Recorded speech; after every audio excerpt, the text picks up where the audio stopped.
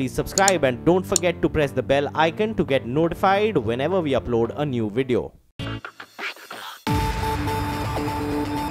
Blockchain, cryptocurrencies, Bitcoin, Ethereum. These are words that you have heard of, read about, seen other people invest in, but you have no idea what they mean. Welcome to this Young Turks special, the Blockchain 101. To put it as simply as possible, blockchain is a way for many people to record information, but instead of a central authority, a corporate or a government agency controlling it, the power lies with the community of users, who can control how the record of information is stored and even updated. Hence, this technology is decentralized. Think of it as Wikipedia, where users control the information and update the master copy. On the show today, we meet the co-founders of Ethereum and blockchain. Simply put, the creators of Ethereum wanted to replace the servers and clouds that store user information like personal data, passwords, with nodes that are run by volunteers from across the globe. A distributed world computer, if you will. But why democratize existing client servers? And what kind of larger identity and governance projects are under development on the Ethereum blockchain? Joseph Lubin, co-founder of Ethereum and founder of Consensus, explains. Essentially, thousands of years of technology were resting on flimsy foundations, foundations essentially of subjective trust, manual trust, implemented by top-down command and control hierarchies. When I read the Bitcoin white paper, I understood that there was this new way of achieving trust, automated trust, and guaranteed execution of agreements, essentially on Ethereum, a next generation of the Bitcoin technology. And so instead of lots of people complaining, occupying everything, worrying about monetary systems and financial systems, we had the ability to take these thousands of years of technology and put them on much more sound foundations. Is this a bubble? And can you drop some home truths for us here? So it's absolutely a bubble. It is a bubble. It's a huge bubble. Actually, we've corrected a little bit from this latest huge bubble. There have been like 4 or 5 huge bubbles in the blockchain space already. But if you look back at the curve, it's a tiny little pimple on the curve. The internet was very narrowly focused compared to blockchain. It was about information. It was about e-commerce eventually. It was about social eventually, and it's slowly permeated its way into different systems. Blockchain is a new kind of more trustworthy database system. Will undergird all of what we do in society. So every single industry that has different actors that compete with one another, but also want to collaborate with one another, or every situation that has people who want to transact broadly, globally, with people they don't even know, can use this new shared trust infrastructure to ensure that they're not cheated or nobody's improperly manipulating systems. So it's going to be a profound technology that essentially maps into everywhere, from human interactions with one another, to human interactions with companies, to device interactions with people and companies, to device interactions with each other. Speaking specifically about India, it is fair to say that the government is skeptical about cryptocurrencies. I mean, it's a statement that is valid for many governments across the world. What is the use case beyond cryptocurrencies for blockchain at this point? Bitcoin took hold because it was a profound new idea, and it was implemented as a cryptocurrency because that was one of the simplest things that you could do to demonstrate essentially the value of this new way of organizing and delivering value to people or services to people. Like any exponential technology like genomics and biotech and big data and AI, well, there'll always be skeptics, but like anything, you can use it for nefarious purposes. And it's incumbent on us as people who are building in the ecosystem to help regulators, politicians, any actor that's important in the system, in society, to understand the benefits. Could you sketch out the future for us and talk to us about some other use cases that can be applicable for other industries as well. This technology will enable us to move from siloed infrastructure, where a company builds its own information systems for itself, to shared infrastructure, shared collaborative infrastructure as a foundational atomic unit. We're also going to see the advent of something called the Decentralized World Wide Web, essentially an evolution of the internet protocols to the web protocols to Web 3.0, where we have a more trustworthy infrastructure, where we have better control over our identity and personal information, and where we have ways of working together collectively to merge services or products in a network business model. So some network business models include something like Ujo Music, where artists can upload their content and directly access their consumer. So the consumer can get licenses. They can be derivative works licenses or synchronization or public performance. They can get those licenses in real time and pay the artists and the collaborators in real time. Another example is the Civil News Network. Yes, it's for folks like me. For sustainable journalism, exactly. So, talk to us more about it. How does it work? So professional journalists get together, they form a newsroom, they define their focus, maybe it's regional, maybe it's topical, and then they pledge, they put security bond, essentially they pledge to uphold the constitution of ethical journalism, and it may evolve over time.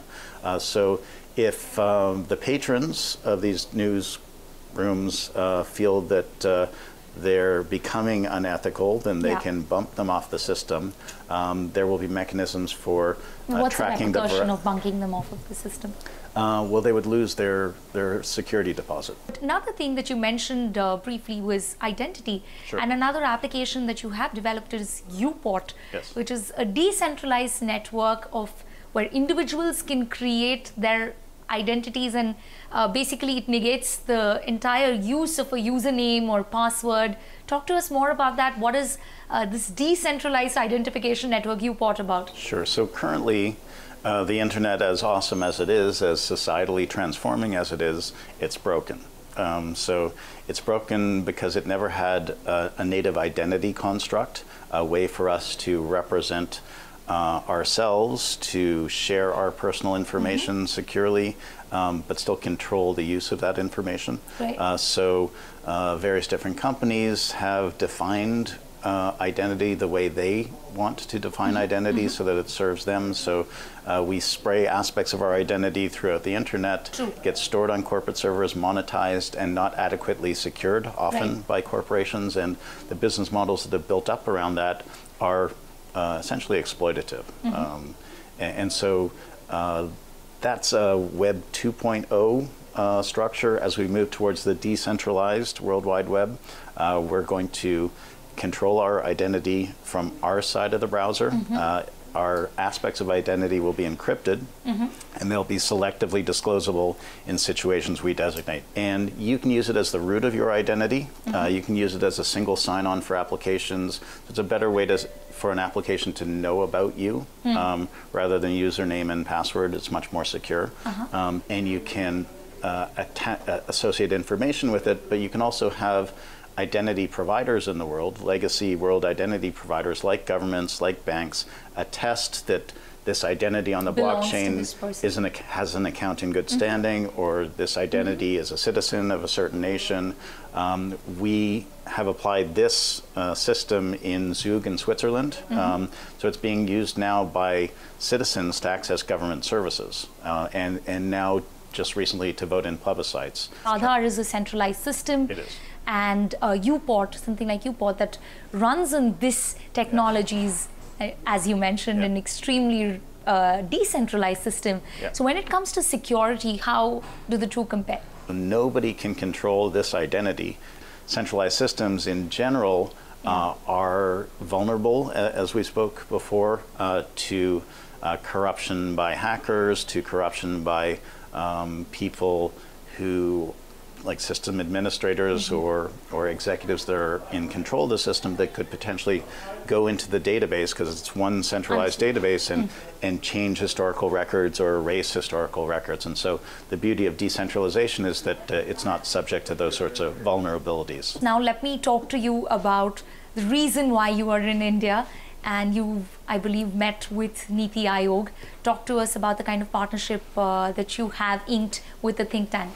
Yeah, so we've had discussions for many months already, and embarked on some ideas to build proofs of concept, to build some pilot systems. We're doing some in, call it the supply chain space. It's a project that can't talk too much about. We've done some work in land title registry around the world. Talk to us about that. So that's an exciting project as well, where you can, again, take advantage of the decentralized and trustworthy nature of this kind of database system, and put titles on the system. In a place like Dubai, for instance, there is the requirement for 12 different stamps on a document. You've got to drive around to all these different places. If you put that sort of system on a blockchain, you can, when you're transferring title in clearing and settlement of a purchase, so if you put all the business logic on a blockchain system, you can have all the documentation in that system. All the people who have rights to access that documentation can log in and see it, and you can have the entire workflow right there. It's logically centralized, but it's trustworthy. So it's impossible. Is this the biggest project that you're working with Niti Aayog on? Currently it is. Okay. I'd like you to be as candid as you can be. What's your takeaway? How positive or how skeptical are they regarding this new technology? It's complicated. With respect to cryptocurrencies, there are certain issues. With respect to securities or consumer utility tokens, there are different issues. And we just need to map what's possible in the technology onto what the legal structures. It's about dialogue. It's about taking a look at the costs and understanding the balance there and mapping it into what a particular jurisdiction wants in its society. So America, for instance, are coming to understand very well the benefits of issuing tokens as consumer utility tokens, in addition to issuing tokens as investor tokens. So there is this real notion that a token can be not a share,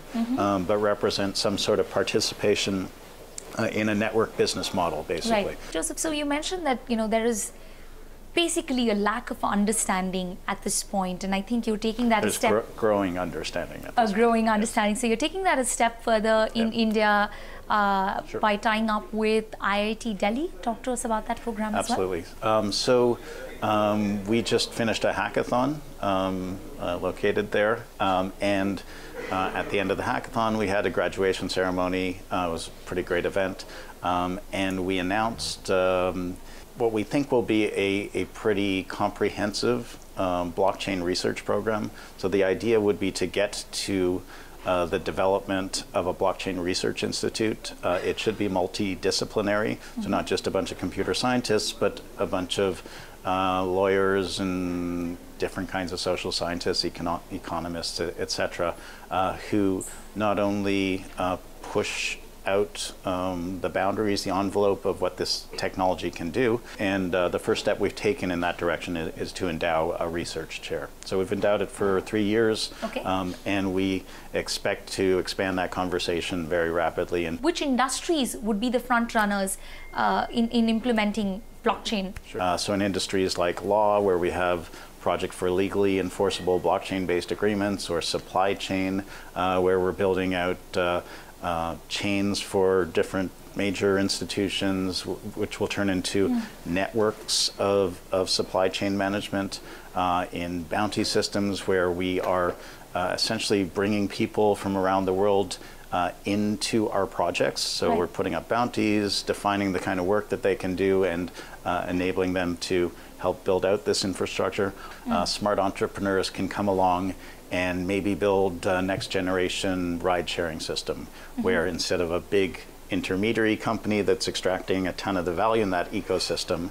You stand up a system that has the benefit of this trust infrastructure. You can turn it into a network business model. You can create a token that represents the business logic of the system. You can sell that token to the people who use the system and the people who offer services into the system.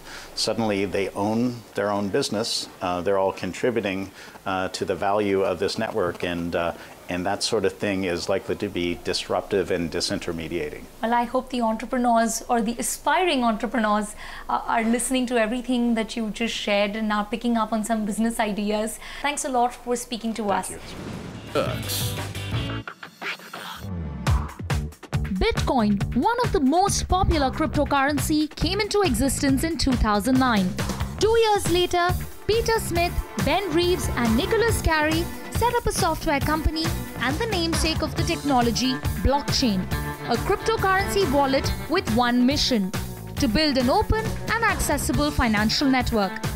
With 26 million wallets and $200 billion transacted on this decentralized cryptocurrency platform, Nicholas Carey talks to us about surviving the boom and bust cycle of cryptocurrencies.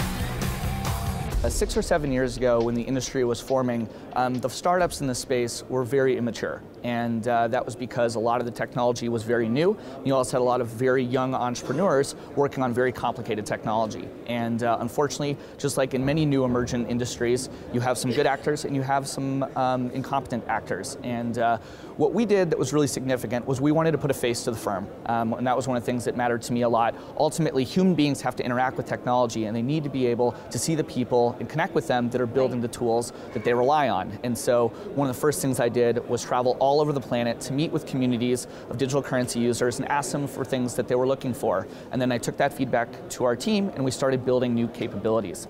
So from my perspective, there were a few things that really informed blockchain success. One, we were really in the right place at the right time. But secondly, we had a very user-centric design process. And that to me is all about delighting end users. If you're building better things than anybody else, you're going to be winning.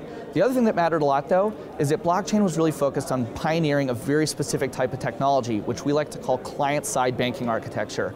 We build a wallet or a passport for you to store your precious information in, but we are non-custodial, which means my company does not have access to the value that's stored in the individual software and wallets that our users have. And that's significant because a lot of the firms that got compromised in the early days of our industry were stockpiling enormous amounts of value in a centralized entity, which increases the attack surface. And as they get more successful, they're also more likely to be breached. So one of the principles of blockchain technology is to disintermediate risk through distribution and decentralization. And we've always had that ethos in the way we approach our software development. So I know the frameworks are in place, and I know other governments and regulators around the globe have kind of taken this stance, at least at the beginning. But how does this compare to, say, markets like Japan that have easily accepted this and are actually betting big and riding on this growth?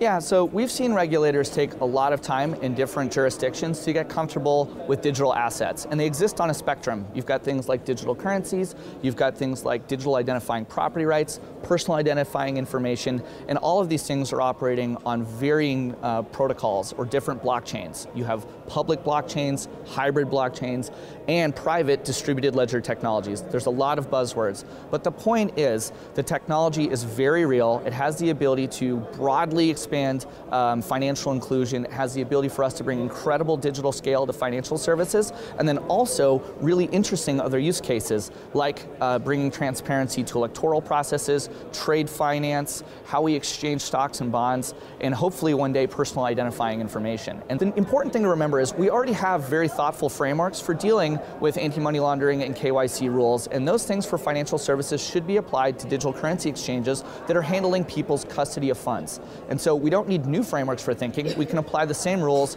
enforce them, bring everyone into the taxable regimes for the different jurisdictions, and let the innovation thrive. In India, regulators have taken a clear stance. They appreciate and see value in blockchain as a technology, but they do not recognize cryptocurrencies, or they are still on the fence. How do you, as someone who's betting big on this space and works with regulators all across the globe, see this move? I think what the exchanges and the startups in India would love to have is a bit more clarity on what they can, can't do, and what they should do to be more compliant. And I think, honestly, a dialogue is probably the best way to get started there. There are digital currency exchanges in nearly every country in the world. There are countries like Japan and across the EU that have created very advanced, progressive frameworks to bring these digital currencies and exchanges into a compliant, legalized framework. And so I would like to see that happen here. I hope it does. But ultimately, the innovation is very global, and we're hopeful to see amazing new projects come forward that serve users in great ways.